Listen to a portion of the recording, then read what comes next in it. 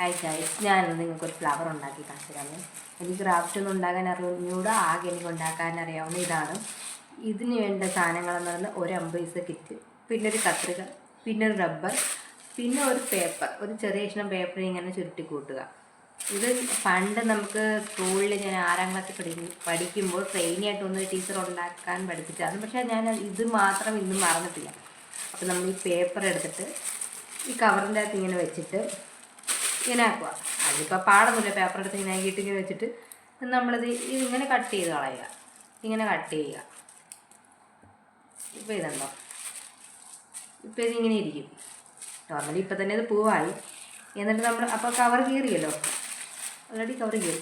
പിന്നെ നമ്മൾ ഈ കവറിൻ്റെ നല്ല ബാക്കിയുള്ള ഭാഗത്ത് വെച്ചിട്ട് പിന്നും ഇതിങ്ങനെ കട്ട് ചെയ്തെടുക്കുക.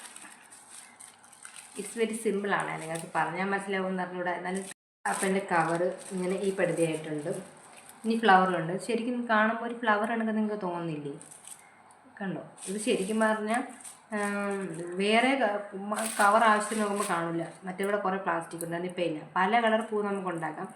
നമുക്കിത് വേണമെങ്കിൽ വെട്ടി ചെറുതാക്കാം. പിന്നെ ഡിസൈനൊക്കെ മറ്റേ സ്റ്റാറിൻ്റെ മുകളിലൊക്കെ വെട്ടറിയുന്നത് വെട്ടിയെടുക്കാം. എനിക്ക് പിന്നെ അങ്ങനെ വെട്ടറിയില്ല തന്നെ. പക്ഷേ ഇത് കണ്ടില്ലേ, നല്ല രസമില്ലേ? ഇതൊരു ഫ്ലവർ ലുക്കായില്ലേ? മറ്റേ ജമന്തിൻ്റെ ഒക്കെ കണക്കായില്ലേ? ഇത് നമ്മൾ ഈ റബ്ബർ എന്ന് വെച്ചാൽ റബ്ബർ വലുതായിപ്പോയി. ഈ റബ്ബർ ഇങ്ങനെ ആക്കി കൊടുക്കുക. അപ്പോൾ ഇങ്ങനെ ടൈറ്റായിട്ടിരിക്കുമല്ലോ. അല്ലാതെ വേറെ ക്രാഫ്റ്റൊക്കെ ഉണ്ടാക്കുന്ന കയ്യിൽ പല സാധനങ്ങളൊക്കെയാണ്.